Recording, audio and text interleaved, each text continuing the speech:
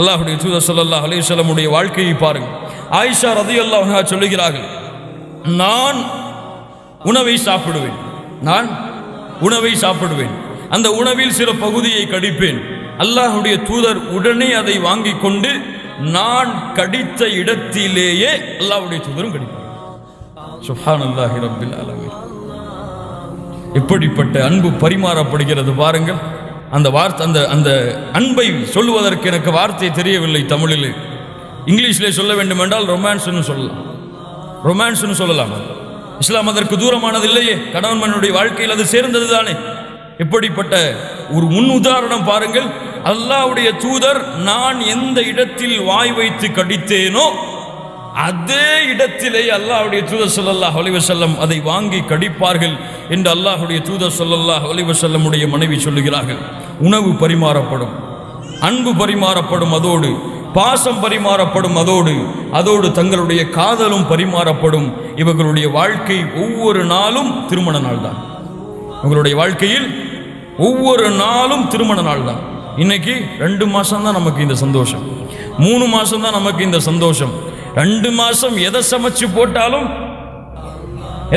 போட்டாலும் குறையே சொல்ல மாட்டார்.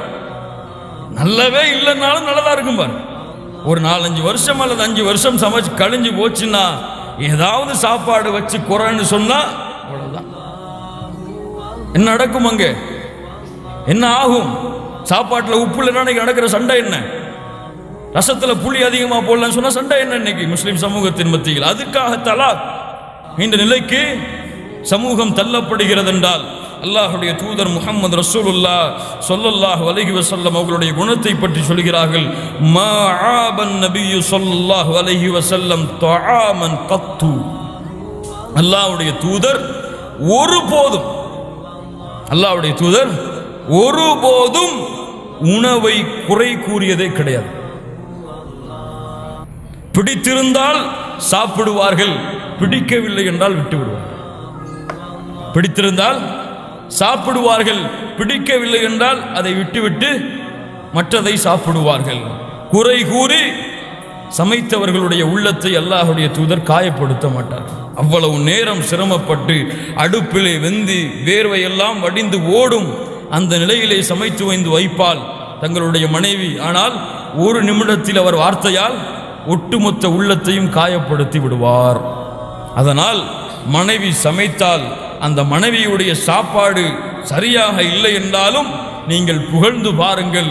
அந்த மனைவியுடைய உள்ளத்திலே ஏற்படக்கூடிய மகிழ்ச்சியை அந்த மனைவியுடைய கண்களிலே பார்க்கலாமா இல்லையா?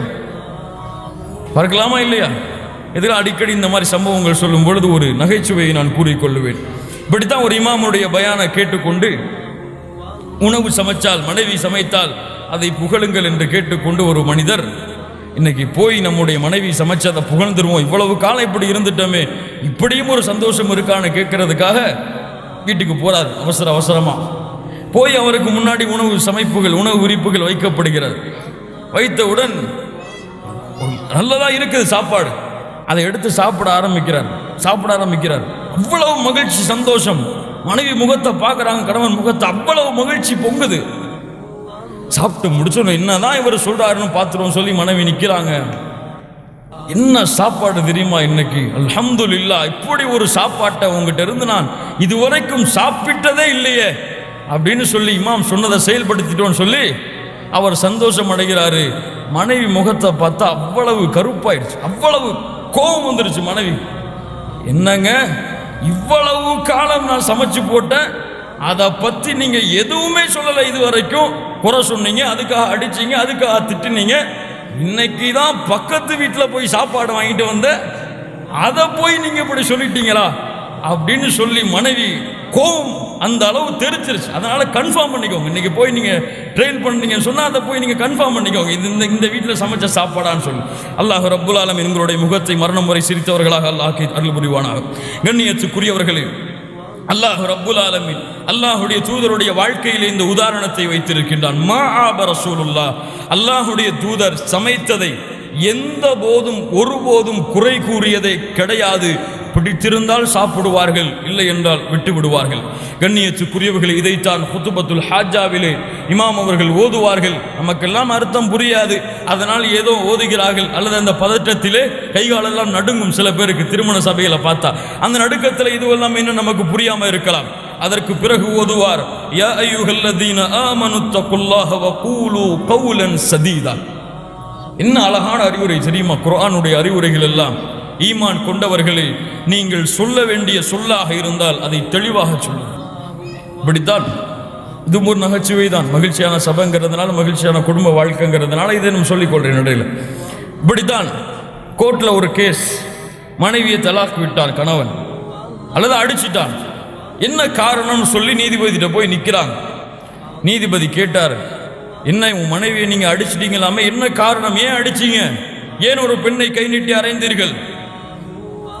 அப்போ அவர் சொன்னாரு, ஏன் அரைஞ்ச தெரியுமா, ஒரு பர்ஸ் வாங்கிட்டு வந்தா,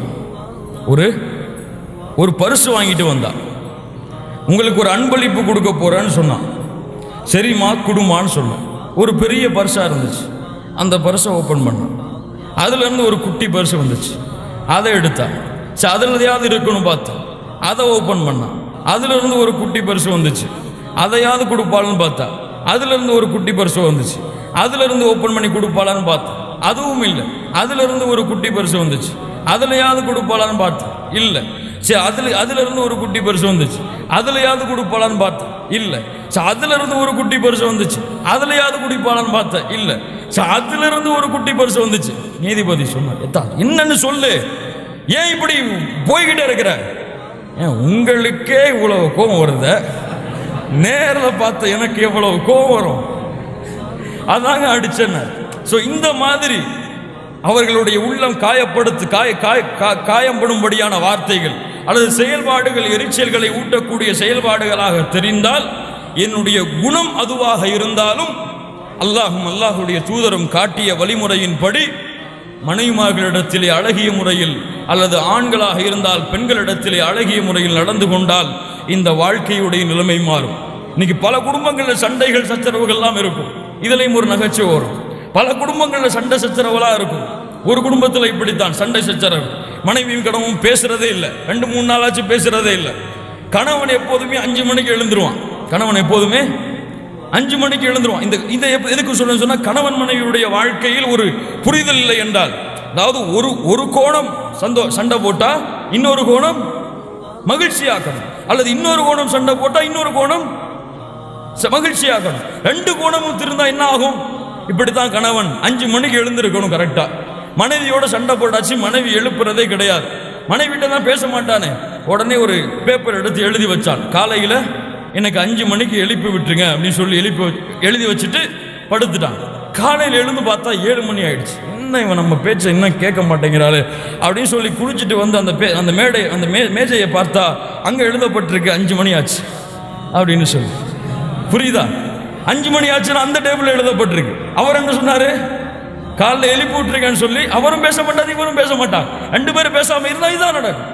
இப்போ இந்த ஒரு உறவு முறை இருந்தாலும் அல்லாஹ்விற்காக அதை பொறுத்து கொண்டு அல்லாஹுடைய பொருத்தத்தை அடைவதற்காக, இந்த வாழ்க்கையை மறுமையின் வெற்றியின் வாழ்க்கையாக ஆக்குவதற்காக பொறுமையாக்கி கொண்டு, சண்டைகள் இருந்தால், சச்சரவுகள் இருந்தால், பிரச்சனைகள் இருந்தால், இந்த ஒரு ஹதீஸை புரிஞ்சுக்கோங்க, எல்லா பிரச்சனையும் ஓடி போயிடும். என்ன ஹதீஸ்? அல்லாஹுடைய தூதர் ஸல்லல்லாஹு அலைஹி வஸல்லம் சொன்னார்கள். முஹம்மது ரஹ்மத்துல்லாஹி அவர்கள் பதிவு செய்கிறார்கள். ஜாபிர் ரலியல்லாஹு அன்ஹு அவர்கள் கூறுவதாக, அல்லாஹுடைய தூதர் சொன்னார்கள், இன்ன இப்லீஸ யதஉ அர்ஷஹு அலல் மா. இப்லீஸ் இருக்கின்றானே, அவன் தன்னுடைய சிம்மாசனத்தை கடலிலே போடுகின்றான், தன்னுடைய அரிசை கடலிலே அமைக்கின்றான். சும்ம யபஅது சராயஹு, அவனுடைய வழித்தோன்றர்களை அவன் அழைப்பான், அவனுடைய கூட்டான்களை, குட்டி சாத்தான்களை எல்லாம் அழைப்பான். அழைத்து கேட்பான், ஃபாதுனாஹும் மின்ஹும் மன்சிலா அஅதமுஹும் ஃபித்னா யஜிஉ அஹதுஹும் ஃபயகூலு ஃபஅல்த கதா வ கதா. ஒருத்த வந்து சொல்லுவான், ஒரு ஷைத்தான், அந்த இப்லீஸ் தான் தலைவன், அவன் தான் ஹெட், அதுக்கு கீழே ஷைத்தான்கள். அந்த ஷைத்தான் வந்து சொல்லுவான் இப்லீஸை பார்த்து, இப்லீஸே இன்னைக்கு இப்படி செஞ்சேன், போப்பான்றுவான். இன்னொருத்த வருவான், இப்லீஸே நான் இப்படி செஞ்சேன் அப்படி செஞ்சேன், போப்பான்றுவான். இன்னொருத்த வருவான், இப்லீஸே நான் ஒன்னு செஞ்ச பாரு, அந்த மாதிரி யாருமே செஞ்சிருக்க முடியாது.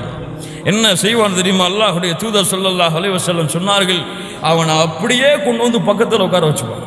அவனை அப்படியே கொண்டு வந்து பக்கத்தில் உட்கார வச்சு, நீ தான் இன்னைக்கு செஞ்ச வேலையில பெர்ஃபெக்டான வேலை செஞ்சிருக்க. என்ன வேலை அது?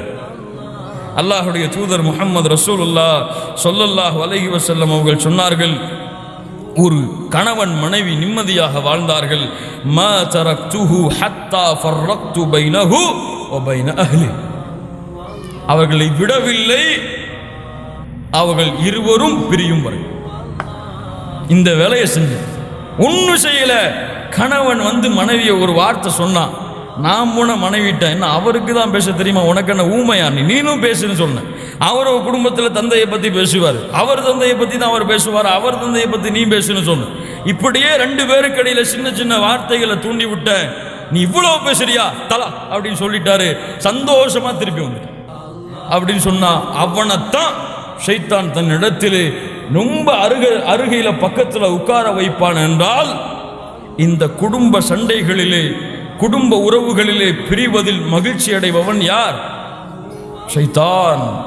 ஷைத்தானுடைய நாட்டம் வெற்றியானால் அல்லாஹ்விடத்திலே விட்ட சவால், அல்லாஹ்விடத்திலே விட்ட சவால், யா அல்லாஹ் உன்னுடைய அடியார்களில் பலரை உனக்கு நன்றி உள்ளவர்களாக நீ பார்க்க மாட்டாய் யா அல்லாஹ்.